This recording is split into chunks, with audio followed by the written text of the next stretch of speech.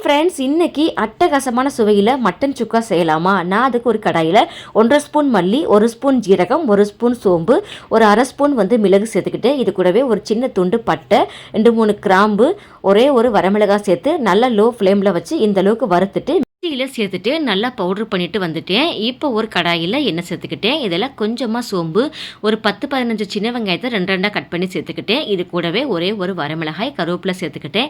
ஒரு அரை ஸ்பூன் அளவுக்கு இஞ்சி பூண்டு பேஸ்ட்டு சேர்த்து நல்லா பச்சை வாசனை போகிற வரைக்கும் வதக்கி விட்ட பிறகு நம்ம பவுட்ரு பண்ணதை சேர்த்துக்கிட்டேன். இப்போ அதையுமே சேர்த்துட்டு நல்லா கிளறி விட்டுட்டு தேவையான அளவு உப்பு சேர்த்துக்கிட்டேன். மட்டன் வேக வச்ச தண்ணி கொஞ்சமாக சேர்த்துட்டு ஒரு மூடி போட்டு வச்சிடுறேன். இப்போ ஓப்பன் பண்ணி பார்க்கலாமா?